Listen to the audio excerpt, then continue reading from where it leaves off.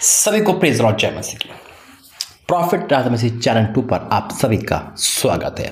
आज की भविष्यवाणी बहुत ही डिफरेंट है, बहुत ही कुछ है, बहुत डीपली बात बताई परमेश्वर ने पीएम मोदी के बारे में। इलेक्शन आने वाले हैं 2024 में, क्या वाकई में हारेंगे जीतेंगे, या जो आपने देखा है कि पीएम मोदी कोई नहीं हरा सकता, वो एक चीज़ ये है जो हरा सकती है। क्या है वो, क्या बताया है परमेश्वर, कौन सा राज खोला है।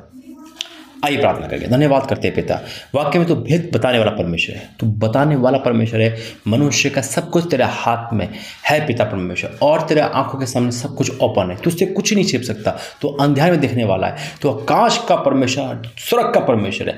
मैं आपका धन्यवाद करता हूँ, तूने राजा की बात बताई, तूने पिता अपने हर किसी की बात को प्रकट करने वाला है। मैं आपका धन्यवाद करता हूँ, यीशु मसीह के नाम से मांगते हैं, आमीन। बिल्कुल मेरे ऐसे तो डैनियल का वचन कहता है कि तू राज्य की बात बताता है। राज्य का मतलब पीएम है ना, जब पहले वो अधीन करते थे, आज जो अधीन करता है यानी कि जो पीएम है, सीएम है, परमेश्वर हर किसी की बात जानते हैं। परमेश्वर के सामने कुछ नहीं छुप सकता। ये आज की बात नहीं है मेरे ऐसे तो। मैं एक दिन मुंबई में रुका था होटल में, जब परमेश्वर ने मुझे इसके बारे में बताया था, और जब बताया था तो वाक्य में यानी कि भेद की बात बताई थी, तो मैं हैरान था। मैं वाक्य में परमेश्वर क्या बता रहे हो आप। उस सिर्फ होटल में परमेश्वर मुझे ले गए थे जब मैं एक दिन रुका था मुंबई में, और कहीं नहीं गया था।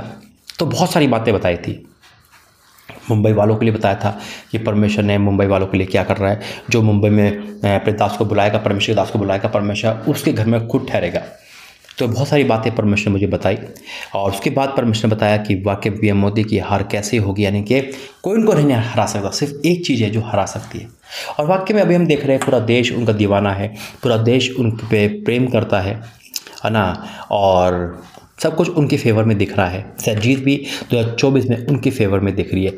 कई बार ऐसा होता है कि सब कुछ हमारे फेवर में चल रहा होता है, बहुत अच्छी तरह से सब कुछ चल रहा होता है, अचानक सब कुछ बदल जाता है।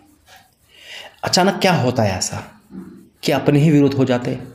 ऐसा क्या होता है। लूसीफर भी ऐसी था, जब वो परमेश्वर की महिमा करता था, सब कुछ उसके फेवर में था, अचानक से वो शैतान कैसे बन गया, वो पृथ्वी गिराए क्यों गया, क्या आ गया था उसके अंदर।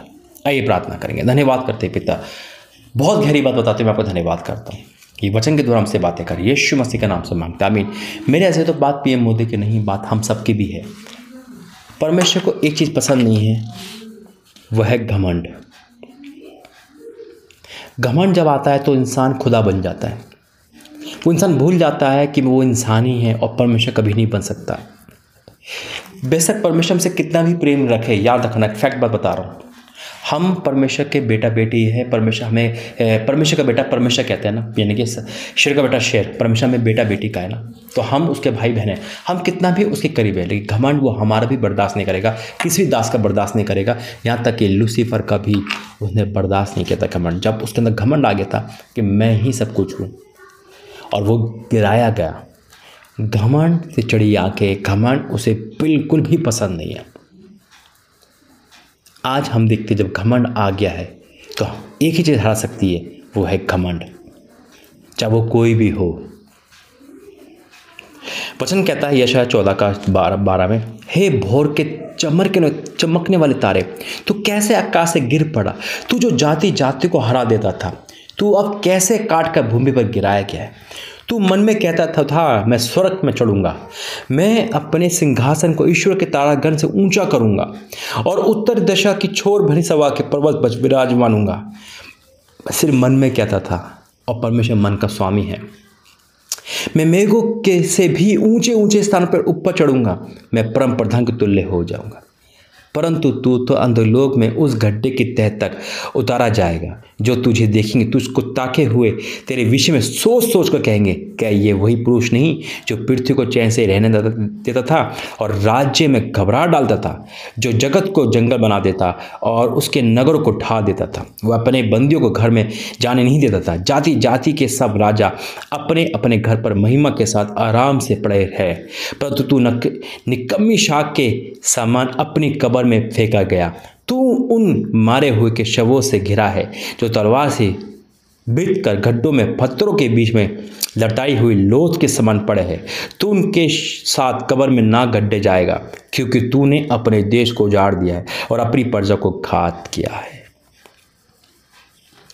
घमंड यही कारण है, मैंने कहा ना, कभी कभी हमारे फेवर में सब कुछ होंगे और ये चीज़ परमेश्वर हमें कभी कभी आशीष देता है और हम उस आशीष को, जब उस आशीष को लेने के लिए बजाय घमंड में आ जाते हैं, वो हमारा भी विरोधी बन सकता है परमेश्वर।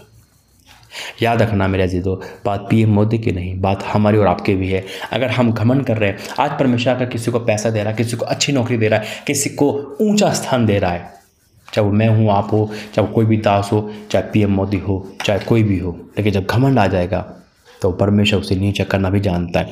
हम उस परमेश्वर को मानते हैं जो उठाना और गिराना भी जानता है। याद रखना, पीएम मोदी को अगर हराएगा तो उनका घमंड ही हराएगा।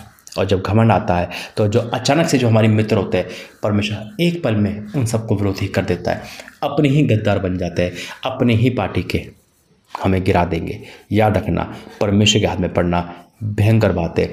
जो चीज़ परमेश्वर देता है उसका आदर करें। अगर गद्दी दे रखी है, कोई जॉब ऐसी दे रखी है, ईमानदारी से करें, घमंड ना करें, उसमें वफादारी करें, एक पल नहीं लगेगा गिरने के लिए। आइए प्रार्थना करेंगे। धन्यवाद करते हैं पिता परमेश्वर, वाक्य में तू भेद की बात होता है, गहरी बात बताने वाला परमेश्वर, मैं आपका धन्यवाद करता हूँ इस अद्भुत बातों के लिए। पिता, ये भविष्यवाणी आपकी ओर से, ये वरदान आपकी ओर से, ये बयान आपकी ओर से, मैं आपका धन्यवाद करता हूँ। फिर भी हम ये चाहते हैं कि तेरी इच्छा पूरी हो। यीशु मसीह के नाम से मांगते हैं, आमीन। God bless you. जय मसीह।